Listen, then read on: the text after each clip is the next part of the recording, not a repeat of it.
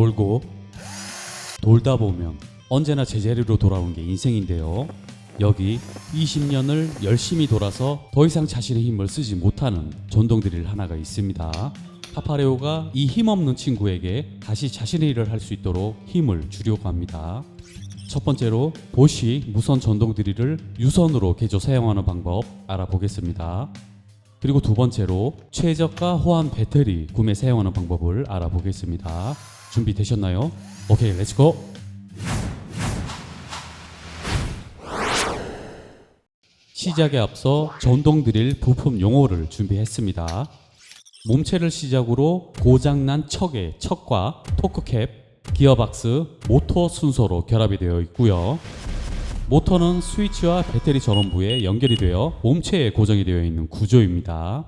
스위치 위쪽으로 모터의 정방향과 역방향을 조정하는 정역 레버가 위치해 있습니다. 대부분은 이런 구조로 되어 있고요. 모터도 잠깐 보여드리겠습니다. 참고하시고요. 전동 드릴을 사용하기 위해 필요한 지식은 배터리 충전, 아답터로 충전이 되는 방식이 있고요. 별도 충전기로 충전이 되는 방식이 있습니다. 토크 조정, 일단 작은 힘에서부터 단이 높아질수록 큰 힘이 필요한 부분에 사용하면 되겠죠. 정역 레버, 모터의 방향을 정방향, 역방향으로 변경해주는 역할을 하게 됩니다. 후면으로 봤을 때 좌측이 튀어나오면 정방향, 우측이 튀어나오면 역방향입니다. 이해가 되시죠? 자, 이 부분만 알고 계시면 되겠죠? 여러분들은 지금 파파레오 채널을 시청하고 계십니다. 오래전에 무선 전동 드릴을 18650 배터리로 개조 사용을 해봤는데요.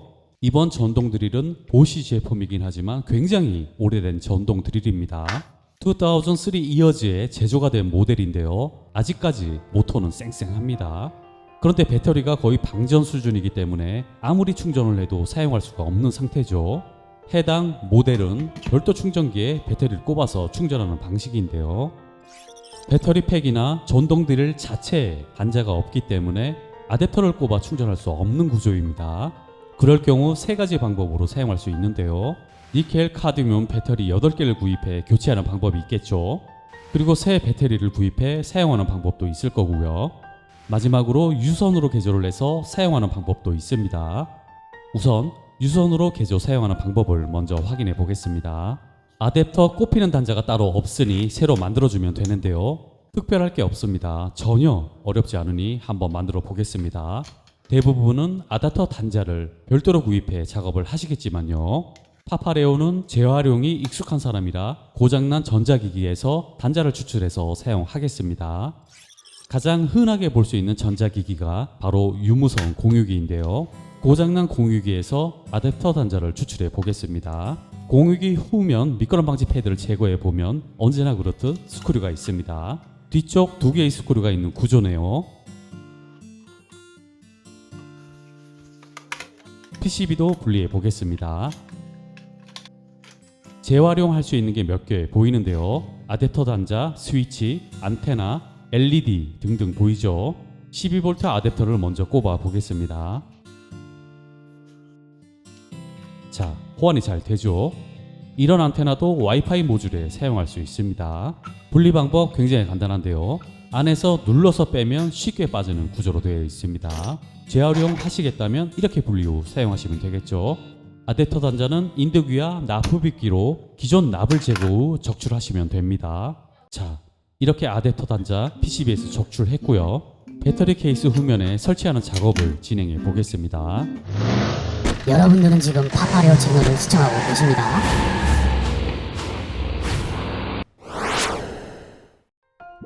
이제 저를 그만 보내주세요. 제발. 응, 아니야. 넌 아직 할 일이 많아. 배터리 케이스 확인해 보겠습니다. 이렇게 생긴 케이스인데요. 그런데 9.6V라고 표기가 되어 있습니다. 여기서 문제 하나 드리겠습니다. 그럼 해당 배터리 케이스에는 어떤 종류의 배터리가 있고 몇 개가 들어가 있을까요? 네, 맞습니다. 1.2V의 공칭 전압을 가지고 있는 니켈 카드뮴 배터리가 설치되어 있습니다. 9.6V가 되려면 8개가 직렬로 연결되어 있다는 걸 쉽게 알 수 있죠. 분해를 해 보겠습니다. 해당 배터리 케이스는 상단에 톡스 스크류 4개가 고정이 되어 있는 구조입니다. 하나의 스크류에는 분리를 못하게 하려고 디펜스 마개를 달아놨네요. 에라이. 디펜스 마개를 뾰족한 도구로 먼저 분리해 주시면 되고요. 톡스 스크류 4개를 풀어주게 되면 위커버는 쉽게 분리가 가능합니다. 이렇게 말이죠. 예상대로 니켈 카드뮴 배터리 8개가 내장되어 있고요. 전압을 측정해 보겠습니다. 흰색과 검은색 전선이 보이는데요. 흰색 선이 플러스 극성입니다. 전압을 확인해 보면 5.2V대가 나오는데요. 해당 배터리는 촬영 직전 충전을 해둔 상태였는데요. 완전한 방전은 아니어도 거의 방전 상태라는 걸 알 수 있죠. 여기서 두 가지 작업을 선택할 수 있는데요. 하나는 니켈 카드뮴 배터리를 교체하는 방법이고요. 다른 하나는 아댑터를 사용할 수 있도록 개조해 유선으로 사용하는 방법이 있습니다. 저는 유선으로 개조 사용하는 방법으로 작업 진행을 하겠습니다. 직전 추출해 두었던 아댑터 단자를 적당한 위치에 설치하면 되는데요.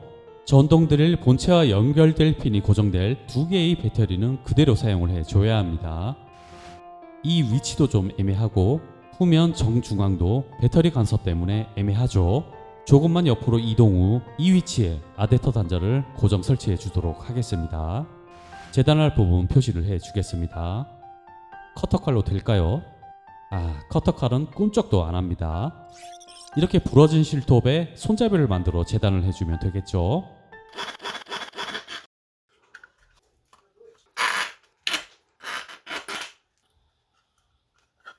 아댑터 단자를 한번 넣어 보겠습니다. 자, 이렇게 고정해 주면 되겠죠.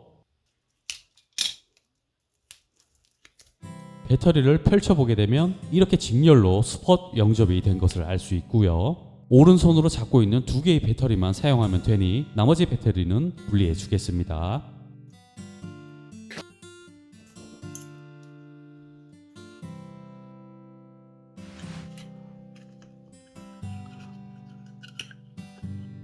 흰색 전선을 플러스 극성에 납땜을 하고 검은색 전선을 마이너스 극성에 납땜해 주면 되는 쉬운 작업입니다.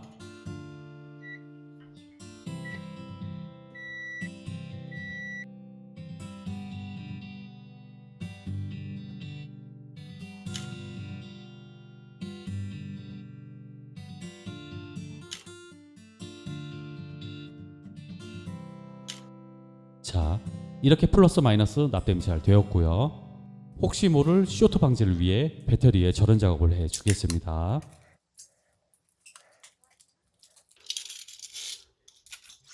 그리고 케이스에 설치하면 되는데요. 그런데 플러스 극성의 전선이 짧습니다. 에라이. 플러스 극성을 컴퓨터 파워 서플라이 전선으로 교체해 주겠습니다.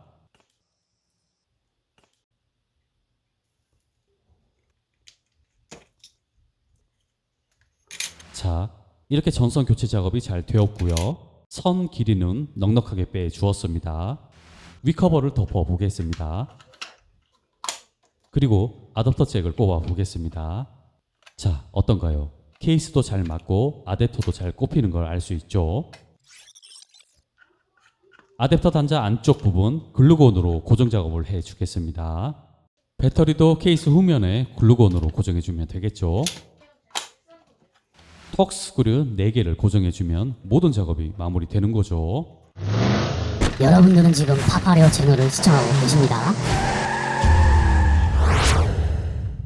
개조된 배터리에 아댑터를 꽂고 사용하면 되는데요. 여기서 문제 하나 드리겠습니다. 그럼 몇 볼트의 아댑터를 사용해야 할까요?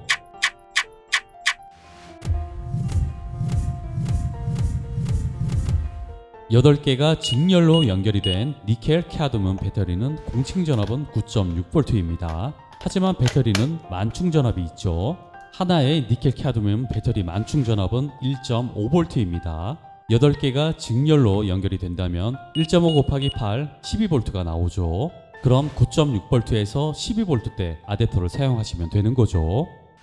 12V 2A 아댑터로 먼저 테스트를 해 보겠습니다. 12.7V로 전압이 확인이 됩니다. 전류가 2A밖에 안 되다 보니 굉장히 힘이 약합니다. 조금씩 돌다가 말죠. 이번엔 12V 4A 아댑터로 테스트해 보겠습니다.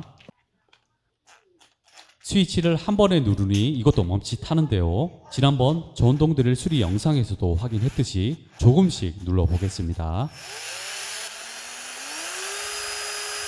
자, 어떤가요? 4A 정도만 돼도 힘이 굉장히 좋다는 걸 알 수 있죠. 여러분들은 지금 파파레오 채널을 시청하고 계십니다. 이번엔 호환 배터리를 구매 후 작동이 잘 되는지 확인해 보겠습니다. 호환 배터리는 어디서 구매를 해야 저렴한지 다들 아시죠?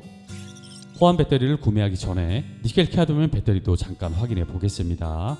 유선 개조보다 배터리 교체를 선호하신다면 니켈 카드뮴 배터리를 구입해 교체할 수 있는데요. 배터리 8개의 가격이 19,108원입니다. 참고하시면 되겠죠.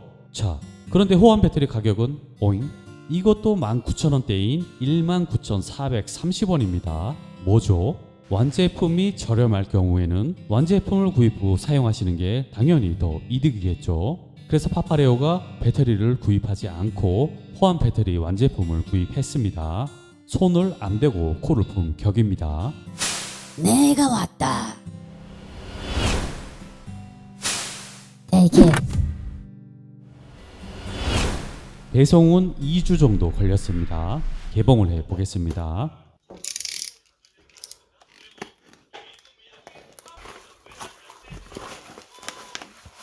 이렇게 뽁뽁이 2겹으로 포장이 되어서 도착이 되었고요. 이렇게 생겼습니다. 후면에 스티커 부착이 되어 있는데요. 아, 정말 QC. 기존 사용하던 배터리와 비교해 보겠습니다. 위커버 색상만 다를 뿐 한치의 오차도 없이 똑같이 생겼습니다. 호환 배터리를 사용해 보겠습니다. 우선 충전이 잘 되는지 확인해 보겠습니다. LED가 전멸이 되면서 충전이 잘 된다는 걸 알 수 있죠. 그럼 사용을 해 봐야겠죠.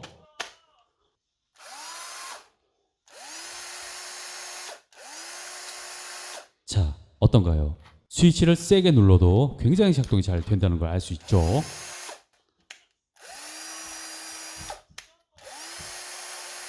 정역 레버도 작동이 잘 되고요. 물론 충전도 잘 됩니다. 그렇기 때문에 호환이 잘 된다 라고 말씀드려야겠죠. 이렇게 호환이 잘 되는 줄 알았으면 2개를 샀을 텐데 참. 길이 비트를 척에 꽂고 나무가 잘 뚫리는지 테스트해 보겠습니다.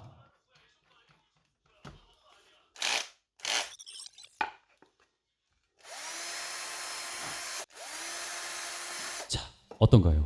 기가 막히게 잘 뚫리죠.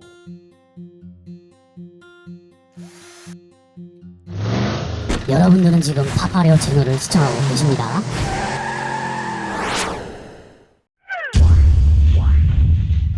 오늘 배터리가 방전된 전동 드릴을 아댑터 사용 개조 후 작동이 되는 부분 확인해 봤고요. 그리고 호환 배터리를 19,430원에 구입 후 호환이 잘 되는 부분도 확인해 보았습니다. 전동 드릴 배터리가 힘이 약하다고 바로 폐기하지 마시고요. 개조 후 아댑터로 사용하시거나 호환 배터리를 구입해 사용하시면 좋을 것 같습니다. 지금까지 여러분들의 친구 저는 파파레오였습니다. 감사합니다. Thank you very much for watching. See you next time.